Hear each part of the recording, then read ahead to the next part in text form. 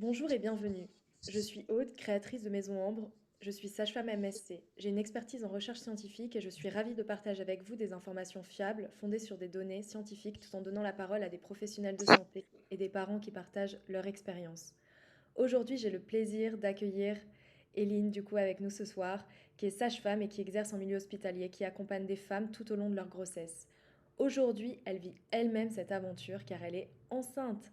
Donc, nous allons parler de son métier, de son expérience de future maman et de la façon dont son regard de professionnel influence sa propre grossesse.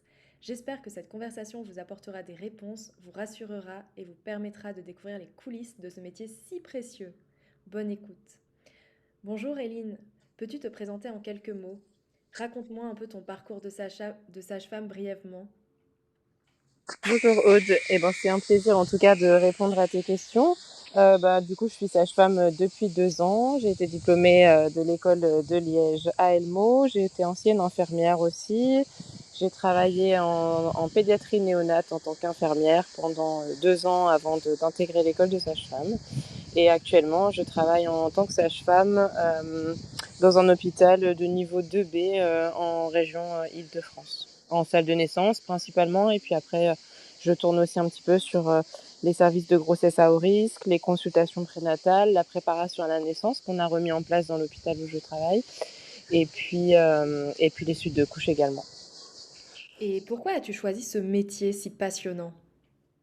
Alors c'est un métier qui me passionne depuis que je suis petite, hein. J'avoue que j'ai eu des petits frères et sœurs et depuis petite c'est un métier qui me passionnait. J'ai pas pu faire les études tout de suite à la sortie du bac pour diverses raisons personnelles, mais du coup dès que j'ai eu mon diplôme d'infirmière en poche, j'ai tout fait pour pouvoir atteindre mon objectif d'être sage-femme et donc de rentrer à l'école, et c'est ce qui s'est passé. Donc qu'est-ce que j'aime bien dans le métier de sage-femme? L'accompagnement des femmes, la naissance aussi, beaucoup. C'est quelque chose dans notre métier qui me passionne énormément, la physiologie. C'est pour tout ça que je pratique ce magnifique métier. Et selon toi, qu'est-ce qui fait la richesse vraiment du métier de sage-femme? C'est tout le panel, hein, parce qu'en tant que sage-femme, on peut être quand même à divers postes. On le voit au travers de nos deux expériences d'ailleurs, on peut le voir. La recherche, être sur le terrain, être libéral sur d'autres plans du métier, faire uniquement de la gynécologie si on le souhaite, faire du suivi de grossesse uniquement. Il y a vraiment un très très grand panel de possibilités où on peut prendre soin des mamans, des bébés, des couples, des parents qui ne se contentent pas uniquement à la naissance en elle-même, mais tous les panels de la vie de famille finalement dans les premières années de vie de l'enfant. Et c'est ça qui est très intéressant, je trouve, dans notre métier, parce il y a vraiment beaucoup de choses à faire et à explorer. Et quelles sont les questions que les futures mamans te posent le plus souvent quand tu es en salle de naissance? Les questions qu'elles posent le plus souvent. Combien de temps ça va durer? Le plus souvent, c'est les mamans et les papas aussi. Mais vous pensez que j'accouche quand? Ça, c'est la question qui revient le plus souvent, j'avoue. Souvent, je leur réponds que je suis pas encore Dieu, donc je peux pas décider de combien de temps ça va durer. Mais oui, c'est vrai que c'est la question qui revient le plus souvent. Et y a-t-il un conseil que tu donnes presque à toutes tes patientes? C'est assez général, mais Un conseil que je donne souvent aux patientes, oui, c'est de beaucoup travailler le mental, c'est-à-dire de se préparer mentalement. Et je, je leur explique toujours que c'est hyper important, la positivité et la visualisation aussi pour moi, principalement en salle d'accouchement. Mais je leur explique toujours que la manière dont on pense, etc., la manière dont on voit les choses a une bonne influence, ou une mauvaise aussi, sur les déroulements parfois des événements. Et donc de travailler sur son mental est tout aussi important, je trouve, que se préparer physiquement à l'accouchement. oui, de mon côté, c'est pareil. J'ai l'impression de répéter toujours ces mêmes phrases aussi. Et puis garder un esprit le plus positif possible, en fait. Et puis quand une dame est anxieuse, on essaye, on se met à son niveau. Et puis on essaye de trouver les mots pour qu'elle se détende. Que... Donc je vois totalement ce que tu veux dire. De mon côté aussi, il y a une phrase que je répète beaucoup. En ce moment, je suis beaucoup en postpartum. Et du coup, il y a une phrase que je répète beaucoup parce qu'en fait, je suis dans un service en ce moment où j'ai beaucoup de dames qui passent par la césarienne. Et du coup, comme tu le sais, Eline, les gaz, c'est quelque chose. Elles ont toutes mal au ventre. Enfin bref, tu sais de quoi je parle. Et puis c'est rigolo parce que j'ai l'impression de passer mes journées à recommander les bananes bien mûres, léopard, deux le matin, une à 14 heures. J'ai l'impression de, de aussi recommander régulièrement les mêmes choses parce que c'est vrai qu'on voit souvent les mêmes choses au postpartum en tout cas et en salle de naissance également. Et enfin, même en prénatal, etc., il y a des situations qui se répètent. Puis des fois, parfois, il y a des situations qui sortent du lot. Et puis, on essaye de faire de notre mieux, en tout cas, toujours. Mais effectivement, ce que tu disais sur l'état d'esprit, c'est tellement important, en fait. Et je trouve que c'est une partie de notre métier où on est vraiment, en fait, on est vraiment humaine, on est dans l'humain. Et, il y a notre côté empathique qui est vraiment en première ligne et on doit vraiment voilà, comprendre les dames, vivre avec elles, j'ai envie de dire l'expérience. C'est pourquoi le soir, parfois, on est mais au bout de nos forces parce qu'on a tout donné avec les dames toute la journée, en fait. Je sais pas si tu ressens pareil aussi. Ah oui, parfois on est complètement vidé de toute énergie, on a tout donné, ça c'est clair, toute la journée. Parfois, bah, enfin, on a un métier de toute façon qui est très très prenant, quoi qu'il arrive, quelles que soient les situations qu'on a à accompagner, celles qui se passent plus facilement, celles qui sont plus difficiles. Il y a toujours les mamans, enfin les couples et particulièrement les mamans dans les moments, bah, c'est aussi parfois des moments vulnérables qu'elles vivent, que ce soit en postpartum ou au moment de l'accouchement ou même avant, hein, parce que bah, il y a des choses qu'elles savent pas ou qu'elles découvrent et sur lesquelles elles s'interrogent et tout ça. Et du coup, on est toujours bah, effectivement dans le conseil, mais aussi dans un accompagnement qui est vraiment pur de femme à femme aussi. Et je trouve que Mm. effectivement, on donne beaucoup de notre personne et donc ça, c'est vrai que c'est un métier qui demande beaucoup d'implication. Là, je l'ai Et, vu avec la grossesse. J'ai vu la différence bah, quand j'ai été moi-même enceinte, de la comment c'était plus difficile aussi avec ma propre fatigue et mon vécu aussi personnel de devoir, enfin, d'accompagner aussi. Parfois, c'était pas toujours facile en fonction des situations que je rencontrais à l'hôpital, tout ça. et comment tu as réagi lorsque tu as appris que tu étais enceinte? Ah, le feu d'artifice d'émotion, c'est trop bien. J'ai appris ça, bah, à l'hôpital évidemment puisque, bon, bah, voilà, en tant que sage-femme, on sait un petit peu, certaines choses et on s'y attend donc j'ai su que j'étais enceinte, très tôt effectivement, dans mon parcours et puis, bah, j'ai fait une petite prise de sang avec mes collègues à l'hôpital et c'est comme ça que je l'ai appris, que j'étais enceinte donc feu d'artifice d'émotion, j'étais, extrêmement contente et puis voilà, hein. Je l'ai su très tôt en tant que bonne sage-femme toute sage-femme qui se respecte, on va dire. J'ai pas attendu avant de le savoir, j'ai su vachement tôt. Mais, ouais, un feu d'artifice d'émotion, j'étais très très heureuse. Et est-ce que tu as réussi à profiter de ce moment où ton regard de professionnel a tout de suite pris le dessus, avec certaines peurs peut-être par rapport au fait, bah, on est un peu on connaît un peu comment ça se Mm, mm. passe.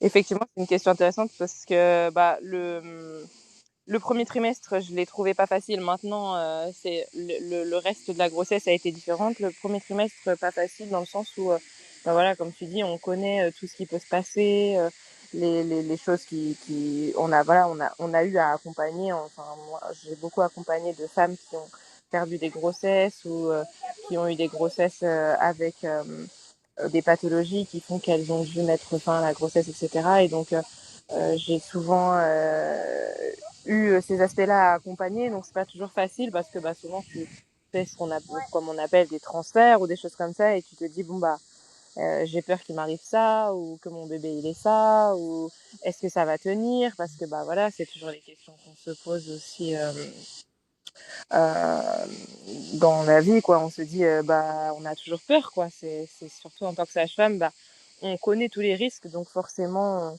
on s'attend toujours pas au pire, mais voilà, on s'imagine toujours des choses. Mais après, le trimestre 2 et là, maintenant, le troisième trimestre, je suis sur ma fin de grossesse et j'ai appris à relativiser et à faire confiance à mon bébé. Et puis aussi, quand tu commences à le sentir, etc., bah, Là, ça change parce que tu es beaucoup plus rassurée, tu apprends à connaître ton bébé, donc du coup, les choses, tu les ressens différemment et donc tu arrives à gagner en confiance. Mais c'est sûr qu'au début, en tant que sage-femme, c'est pas facile de mettre sa tête au repos et de rester que maman et de poser son métier de sage-femme, c'est pas toujours facile. Je comprends tout à fait. Moi, personnellement, je redoute le moment où je vais être enceinte. Et j'ai 30 ans, alors je me dis ça va arriver bientôt, mais comme toi, et je me dis, je pense que mon cerveau il va tourner, je vais penser tout le temps à ce qui peut se passer, etc. Et je pense que c'est une partie de nous-mêmes qu'il faut mettre sur pause, parce qu'on sait que la maternité, on sait que la naissance, bah, en fait, il faut faire faut mettre en avant le côté instinctif, en fait. Donc on n'a pas le choix, en fait. Donc je pense que va falloir redoubler d'efforts pour mettre son côté instinctif en priorité et juste faire confiance, comme tu dis, à son bébé, faire confiance en son corps et puis ne pas penser à tout. Parce que moi, personnellement, quand je pense à l'accouchement, je pense à toutes les hormones, je réfléchis à tout ce qu'il faut faire, je pense à cette cascade hormonale qui est fabuleuse avec la progestérone, les oestrogènes, l'ocytocine, les prostaglandines et tout. Mais je suis vraiment trop cérébrale. Et effectivement, on le voit à l'hôpital, il faut pas être cérébrale. Donc je pense que tu es comme moi à te dire... Oui, c'est ça. En fait, il faut savoir lâcher prise au bon moment. Il faut surtout, si on souhaite un accouchement physio, etc., il faut apprendre à lâcher prise pour pouvoir être dans les bonnes hormones et pouvoir favoriser la physiologie. Mais moi, je trouve que c'est beaucoup au premier trimestre que ça a été le plus difficile. Après, maintenant, j'ai totalement confiance. Après, il y a aussi toute l'imprégnation qu'on a eue en tant que sage-femme dans notre formation où on s'est vachement intéressé à tout ce qui est physio, etc., etc. Et du coup, j'utilise tous les outils que j'ai pu acquérir jusque-là, les formations que j'ai faites, etc., pour me mettre dans les meilleures conditions pour la suite, quoi. Je comprends tout à fait. Et y a-t-il un symptôme de grossesse ou une émotion qui t'a particulièrement surprise?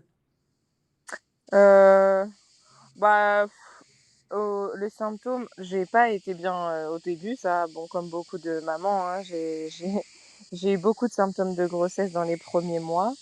Et après, j'ai surtout découvert ce que c'était les douleurs ligamentaires et tout ça. Et je me suis dit, ah tiens, parce que c'est assez rigolo. Parfois, on a les mamans qui viennent à l'hôpital pour ce genre de choses, des douleurs ligamentaires, etc.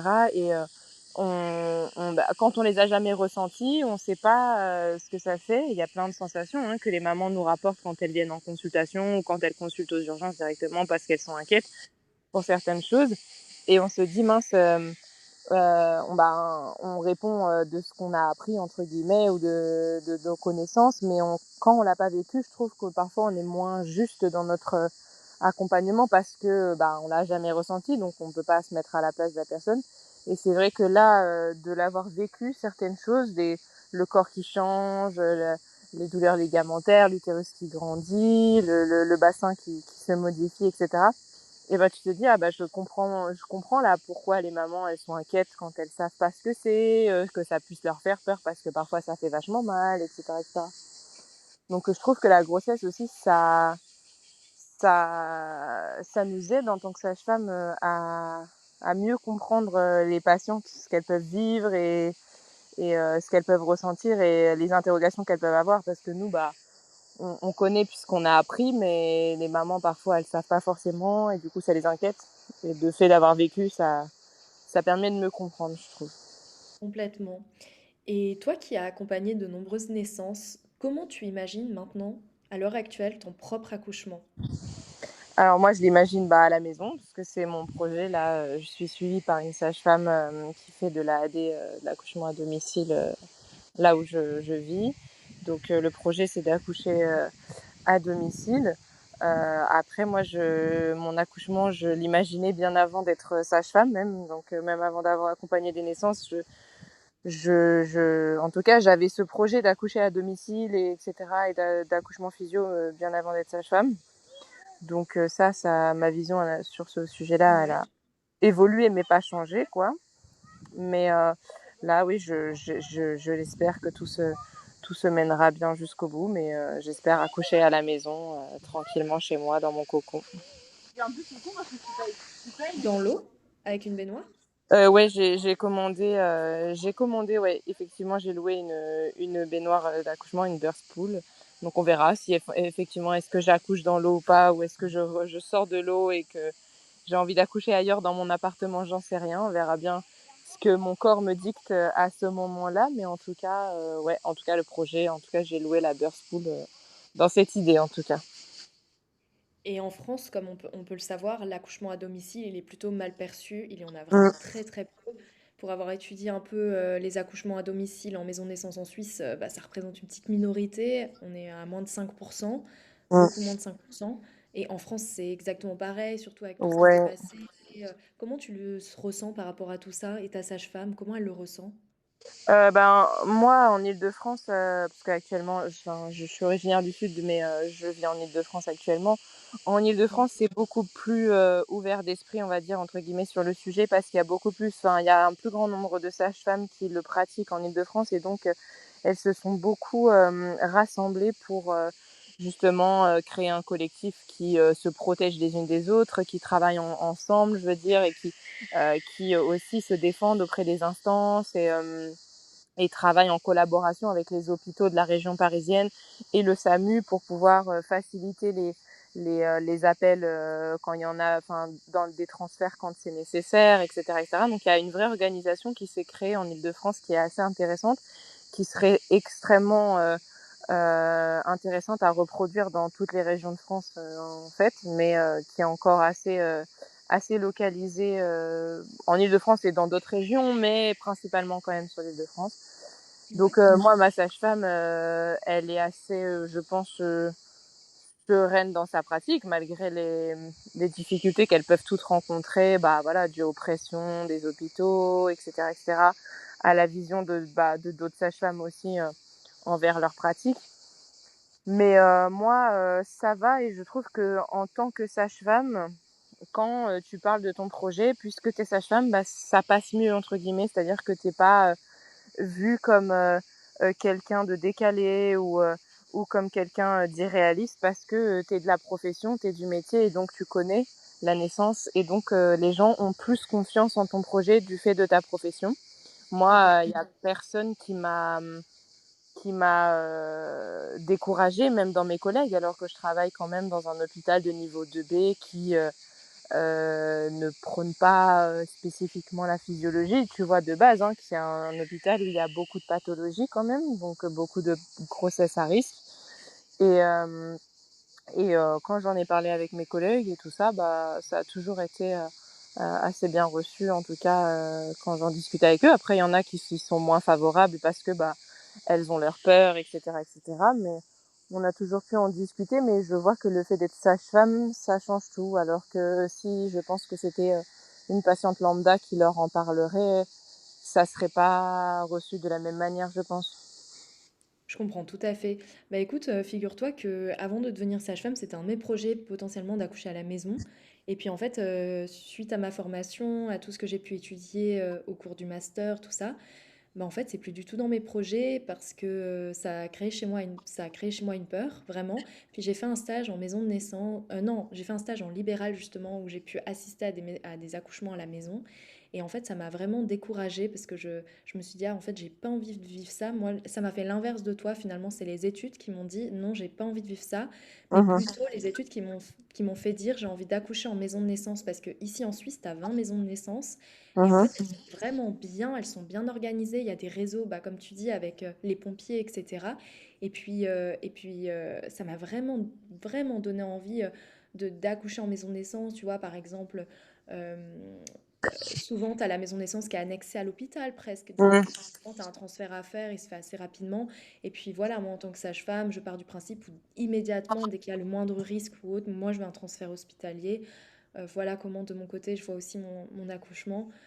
J'ai pas peur de la césarienne. Si jamais on me dit bah tu dois partir en césarienne, tu vois, je préfère une césarienne plutôt qu'une déchirure du périnée. Je suis vraiment dans ce mindset-là Oui. et je sais que je suis une rare sage-femme à penser ça, mais déjà avant d'être sage-femme, j'avais peur des déchirures du périnée et du coup en devenant sage-femme, voilà, cette peur est toujours là, mais je pense qu'il vaut mieux parfois il vaut mieux clairement une césarienne plutôt que tout Ah ce bah, c'est sûr processus que parfois là.